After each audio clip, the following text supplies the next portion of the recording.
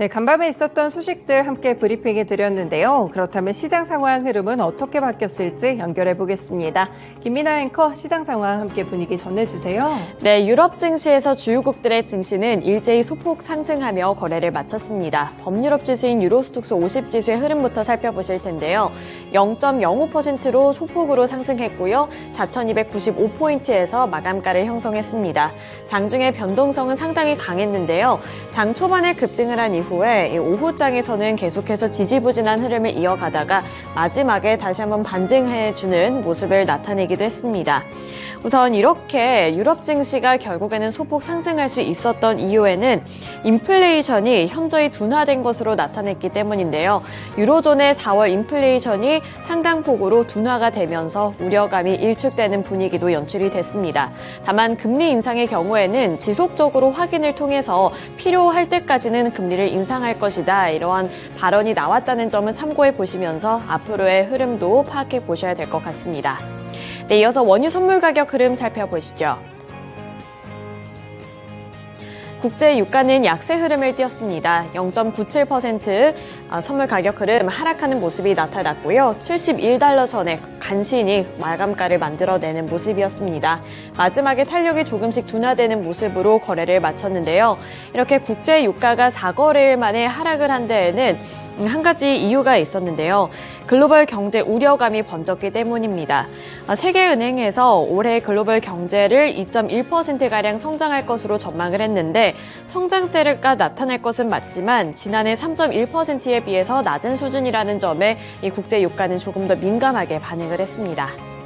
네, 이렇게 원유 선물 가격 흐름 그리고 유럽 증시 마감 상황까지 전달해 드렸는데요. 미국 증시 마감 상황 자세한 내용은 SH인베스트먼트 김선영 연구원 통해서 들어보도록 하겠습니다. 안녕하세요. 네, 안녕하십니까. 네, 미국 증시 마감 상황 어떻게 진행됐을까요? 예, 오늘 뉴욕 증시는 금융, IT 업종의 상승 모멘텀이 지속이 되면서 장중 좁은 범위의 등락을 거듭한 후 소폭 상승 마감됐고 지수별로는 다우 지수가 0.03%, S&P 500은 0.2, 나스닥은 0.36% 상승했으며 특히 소형주 중심의 러셀 2000 지수는 2.69%가 급등하면서 눈길을 끌었습니다. 이번 주는 연준의 단국자들의 발언이 금지되는 이른바 블랙아웃 기간인 관계로 이들 인사들의 시각을 읽을 재료가 거의 없는 상황이며 최근 발표된 지표들은 혼조된 양상을 보이면서 투자자들의 혼란을 키우고 있는 상황인데요. 현재 금리 선물 시장에서는 연준이 6월 FOMC에서 기존금리를 동결할 가능성을 약 79%로 예측하고 있으며 금리를 0.25%포인트 인상할 가능성은 약 20%로 점치고 있습니다. 한편 세계은행이 올해 세계 경제 성장률을 기존의 1.7에서 2.1%로 상향 조정하고 미국의 성장률을 기존의 0.5에서 1.1%로 상향 조정했는데요. 이것은 당초 예상보다 성장 둔화가 심하지 않다는 의미로 해석이 되면서 투자 심리에 긍정적으로 반영이 됐고 증권사 골드만삭스 역시 미국이 12개월 내에 경기 침체에 진입할 가능성을 기존의 35에서 25%로 낮추면서 연준이 7월에 기준금리를 0.25%포인트 인상할 가능성은 오히려 높아졌다고 지적을 하고 있습니다. 업종별로는 금융업을 비롯해 소매, 기초 소재, 건설업종 등이 상승했던 반면 헬스케어, 필수 소비재는 약세를 보였고 벤치마크인 10년물 국채금리는 전일 대비 소폭 상승한 3.699%의 거래를 마쳤습니다. 오늘 특징 종목들을 보면 샌프란시스코 기반의 기업용 소프트웨어 개발 보호 및 운영을 지원하는 플랫폼 업체 길랩은 양호한 분기 실적과 함께 AI 관련 제품 수요에 대한 기대로 31%가 급등해 46달러 44센트의 거래를 마쳤으며 올 2, 4분기 주가 급락을 이유로 증권사 번스틴이 투자 의견을 아웃퍼폼으로 제시하고 목표 주가를 전일 대비 30%가 높은 71달러 60센트로 제시한 데 따라 세계 최대 맥주 업체 에나이저부시 인베브는 오늘 1.4%가 상승해 54달러 93센트의 거래를 마쳤습니다. 앞서 말씀드린 대로 세계은행이 미국과 주요국 경제가 예상보다 회복력이 있는 것으로 입증됨에 따라 올해 실질 글로벌 GDP를 1월에 예상했던 1.7%에서 2.1%로 상향 조정했지만 2024년의 성장률은 1월에 2.7에서 2.4%로 소폭 하향 조정했는데요. 올해 성장률 2.1%는 전년도의 3.1%보다는 여전히 낮은 수준이며 2024년의 전망치를 하향한 것은 각국의 긴축 통화 정책에 따른 기업 및 주거 투자 감소에 따른 것이라고 설명을 하고 있습니다. 국가별로는 2023년도 미국 성장률은 지난 1월에 전망한 0.5에서 1.1%로 2배 이상 성장할 것으로 예상했고, 중국은 지난해에는 3% 성장을 했지만 올해에는 1월의 전망치였던 4.3%보다 높아진 5.6%로 상승할 것으로 전망했고, 2024년도 미국의 성장률 전망은 종전의 절반인 0.8%로 중국의 전망치는 4.6%로 기존보다 0.4%포인트 낮췄으며, 유로존은 1월에 사실상 제로 성장해서 0.4% 성장으로 소폭 상향 조정했습니다. 월스트리트저널지에 따르면 시장의 관심이 높아지고 특히 MZ세대의 투자 급증으로 인해 AI 관련 10개 ETF 상품이 올해 들어 모두 순수입을 기록했다고 밝혔습니다. AI ETF 가운데 가장 큰 규모이며 지난 2016년부터 운용된 글로벌 엑스 로보틱스 앤 인공지능 ETF인 BOTZ는 현재 22억 달러를 운용하고 있으며 이 중 올해 순수입 자금은 4억 5천만 달러를 기록했는데요. 엔비디아의 비중이 12%로 가장 크며 올해 들어서만 약 37%의 수익률을 기록했으며, 또한 라운드 1 인베스트먼트는 생성형 AI에 집중하는 ETF인 CHAT 챗 ETF를 지난달 18일 선보였으며 이 ETF가 운용한 자금은 100만 달러 미만에서 출시해 2주 만에 3,500만 달러를 급증했으며 이달 1일에만 무려 1,300만 달러가 순유입된 것으로 집계되고 있는데요. 이 ETF는 엔비디아를 비롯해 AMD, 알파벳, 바이두, 마이크로소프트, CSAI 등 29개 종목이 편입되어 있으며 블룸버그는 글로벌 AI 관련 상장지수 펀드 규모가 2030년에는 현재보다 3배 이상 커진 약 350억 달러에 이를 것이며 이들을 추종하는 ETF의 수도 현재 56개에서 150개 이상으로 늘어날 것으로 전망하고 있습니다. 미국 증권거래위원회 SEC가 암호화폐 거래소 바이낸스에 이어 코인베이스 글로벌도 고소했다는 뉴스로 오늘 코인베이스의 주가가 12%가 급락한 51달러 61센트 거래를 마쳤습니다. SEC는 바이낸스를 고소한 지 하루 만에 코인베이스도 규정 위반으로 제소한 건데요. SEC는 101페이지에 달하는 고소장을 통해 코인베이스가 무등록 중개 및 거래소 역할을 하고 있다면서 뉴욕 연방법원에 고소를 하면서 이 회사의 거래소 역할을 영구적으로 제한하고 금지할 것을 요구하고 있으며 코인베이스가 투자자들에게 거래 수수료를 징수해 수십억 달러의 수익을 올렸지만 투자자들은 등록에 수반되는 공시와 보호를 받지 못해 상당한 위험에 노출됐다고 적시하고 있는데요. 게리 챈슬러 SEC 위원장은 코인베이스가 증권법 적용을 받지만 거래소, 브로커딜러, 그리고 청산소 기능을 혼용하는 불법적인 서비스를 제공했다고 밝히고 있습니다. 마지막으로 내일은 연방상무부의 4월 미국 무역 적자를 시작으로 전미 모기지 은행협회의 주간 모기지 신청 건수, 에너지청의 주간 원유 재고, 연방준비제도의 4월 소비자 신용 액수가 발표되고 베린트 시스템스를 시작으로 유나이티드 내추럴 푸드, 브라운 포맨 코프, 캠벌 소프, 올리사 바겐 아울렛, 렌터 러너웨이, 베라 브래들리 잉크, 레이크랜드 인더스트리스, 그리고 샘테크 코프가 지난 분기 실적을 발표합니다. 네, 이렇게 주요 실적 일정까지 함께 들어봤습니다. 오늘 말씀 고맙습니다. 네, 감사합니다. 네, 유럽 증시에 이어서 미국 증시 마감 상황까지 함께 들어봤습니다. 이어서 월요일장 국내 증시 마감 상황도 함께 살펴보시죠.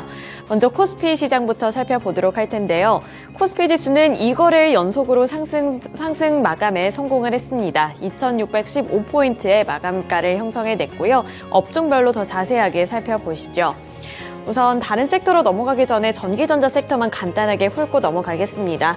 2차전지 셀업체들 꾸준히 오름세를 유지를 하고 있고요. 그중에서도 LG에너지솔루션이 1%대 강세 흐름으로 거래를 마쳤습니다.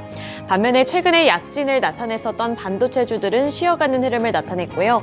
삼성전자가 0.69% 하락한 가운데 SK하이닉스는 1%대 조정을 받으며 종가를 형성해냈습니다. 월요일 시장에서 이제 두각을 드러냈던 섹터들부터 하나씩 살펴볼 텐데요. 우선 기계 섹터에서 건설기계 업종의 주가 상승세가 뚜렷하게 나타났습니다. 보시면 두산마켓이 8%대 강세 흐름으로 거래를 마쳤고요. 또 그 밖에도 HD 현대인프라코어가 12%대 상승률을 기록을 하면서 11,210원의 종가를 형성해냈습니다. 또 HD 현대뿐만 아니라 또 다른 그룹주인 HD 현대건설기계까지도 7.28% 오른 64,800원을 기록을 했는데요. 우선 미국에서 고용지표가 양호하게 발표가 되면서 경기 침체 우려가 완화됐다는 분석이 나오고 있습니다. 이렇게 경기 침체 우려감이 완화가 되면서 글로벌 인프라 투자 확대 기대감까지 유입이 된 건데요. 따라서 이날 미국 증시에서도 캐터필러의 주가가 8%대 강세 흐름을 나타낸 가운데 이러한 훈풍이 국내 증시에까지 도달을 하면서 국내 증시에서도 이 관련주들 건설기계 업종의 주가 흐름이 강세로 나타냈습니다. 또 세계 1위를 차지하고 있는 중국의 순위가 밀려났다는 점도 국내 증시에서는 호재로 작용이 됐는데요. 두산마켓과 HD 현대 등은 북미와 중동 아프리카 시장을 새롭게 공략을 하고 있는 반면에 세계 1위 시장으로 여겨지고 있었던 중국의 순위는 1위에서 3위로 밀려났다는 소식에 우리나라 기업들이 반사수혜를 누릴 것이라는 전망으로 이어졌습니다. HD현대그룹 같은 경우에는 중국의 매출 비중을 줄이고 미국 등 선진 지역 매출 비중을 높였다는 점도 긍정적으로 해석이 되면서 주가도 탄력적으로 움직였습니다. 또 이날에는 이렇게 건설기계 업종에 대한 전망 자체가 좋게 제시가 된 것도 긍정적인 재료가 됐지만 그 밖에 우크라이나와 러시아와 관련해서 전쟁과 관련되는 소식이 아침부터 전해지면서 우크라이나 재건 관련주로 여겨지고 있는 나머지 이런 건설기계 업종의 뚜렷한 주가 흐름이 나타났다는 점도 체크해 보셔야겠습니다. 네, 이어서 조선주들 살펴보겠습니다.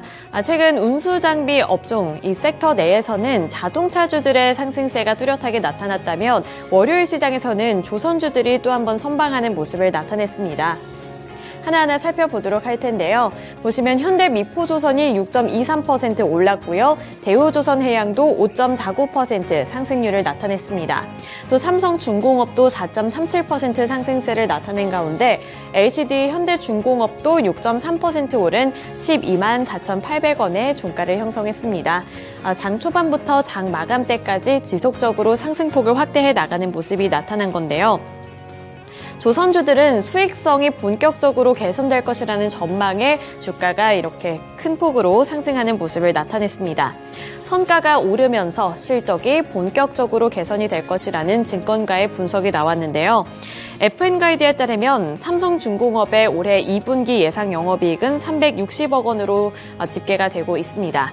이미 1분기에도 흑자 전환에 성공을 했던 삼성중공업이었는데 올해 2분기의 예상 영업이익 또한 360억 원으로 조금 더 많이 오를 것이라는 전망이 긍정적인 재료가 됐고요. 또 2분기에도 영업이익이 150억 원가량 늘어날 것으로 전망이 됐다는 점도 긍정적인 재료가 되고 있습니다. 또 HD 현대중공업의 2분기 영업이익 예상치도 823억 원으로 흑자 전환이 유력하다는 전망이 나오고 있다는 점도 투자 포인트로 잡아보셔야 되겠습니다. 업계 전문가들은 이 선가가 미래 공급 부족을 반영을 해서 2020년 하반기부터는 꾸준히 상승하고 있다는 점에 집중을 했는데요. 내년 그리고 내후년으로 갈수록 이 고가 선박 건조 비중이 늘어날 것으로 보이면서 이 관련 주들의 주가가 큰 폭으로 움직였습니다. 삼성중공업의 주가는 4.37% 오른 6,450원을 기록을 했고요. 현대미포조선의 경우에도 6.23% 오른 81,900원을 기록을 했습니다. 또 그 밖에 대우조선해양도 5.49% 오른 28,800원을 기록을 했고요. 또 그 밖에 HD 현대중공업도 6.3% 오른 12만 4,800원을 기록을 하면서 장 초반부터 마감 때까지 꾸준하게 견조한 주가 흐름을 나타내줬습니다. 네, 그리고 전기전자 섹터 중에서는 LG전자만 살펴보고 넘어가 보겠습니다. LG전자의 주가 3.33% 오른 12만 7,200원을 형성해 냈고요. 장 초반에 급등을 한 이후부터는 이 상승세를 꾸준히 잘 유지해주는 모습으로 거래를 마감했습니다. 증권가의 호평에 힘을 입으면서 52주 신고가를 장중에 경신하기도 했는데요. 12만 8,900원까지 올라서면서 고점을 터치해냈고요. 그 부근이 52주 신고가 부근이었습니다. LG전자의 펀더멘탈에는 전기차 시장 성장에 따른 자동차 전기장치 부품 사업부 실적 개선이 주요하게 작용이 될 것이라는 증권가의 분석이 나왔고요. 이러한 호재에 민감하게 반응을 하면서 LG전자의 주가는 3%대 상승률을 기록을 했습니다. 네, 이어서 코스닥 시장 넘어가 보겠습니다. 코스닥 지수는 5거래일 연속으로 상승하는 흐름을 나타냈고요. 870포인트에서 종가를 형성해냈습니다. 업종별로 더 자세하게 살펴보도록 하겠습니다. 네, 보시면 일단은 2차전지 소재주들 약간은 부진한 모습을 나타냈는데요. 에코프로비엠이 그나마 0.98%로 선방하는 주가 흐름을 나타냈고요. 반면에 LNF는 0.56%로 소폭 조정을 받았습니다. 이렇게 2차전지 대표 소재 종목들이 약한 흐름을 나타낸 가운데 월요일 시장에서 주목을 받았던 이런 소재주들은 리튬 관련 주들이었습니다. 리튬 관련 종목들이 또 월요일 시장에서 약진을 하는 모습을 나타내줬는데요. 하나하나 살펴보시죠. 포스코엠텍이 8.25% 급등을 했고요. 하이드로 리튬도 10.3%, 또 강원에너지도 6.63% 오르는 모습을 기록을 하면서 전주 금요일 시장부터 이번 주 월요일 시장까지 강세를 계속해서 유지를 해줬습니다. 장 초반부터 꾸준히 올라가는 모습을 나타냈던 리튬주들인데요. 이렇게 리튬주들이 관심을 많이 받은 것은 전 세계 전기차 보급 확대로 인해서 리튬의 수요가 증가할 것으로 보이기 때문입니다. 전문가들은 세계 전기차 배터리 시장 규모가 2022년에는 56억 달러 정도를 기록을 했다면 2027년에는 134억 원가량까지 올라설 것으로 전망을 하고 있습니다.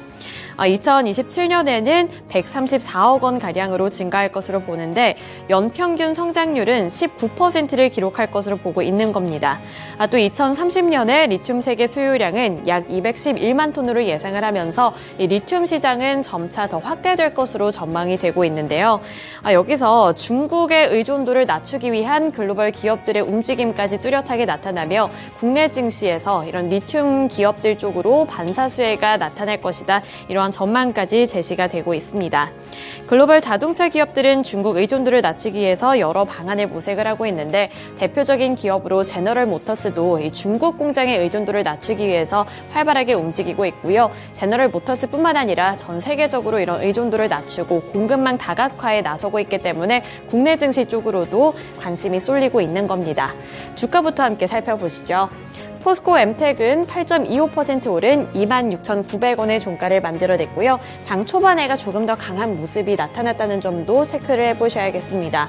또 하이드로 리튬도 10.3% 오른 38,550원의 종가를 형성해냈는데요. 장 초반에 개장 직후 다시 한번 탄력을 받아 나가면서 급등하는 양상을 나타냈다는 점도 보셔야겠습니다. 또 강원에너지가 6.63% 오른 26,550원을 기록을 했는데요. 마찬가지로 주가 흐름의 양상은 비슷했습니다. 장 초반에 급등을 하고 그 이후에 탄력이 둔화가 됐지만 여전히 상승 흐름을 잘 유지한 채로 거래를 마쳤습니다.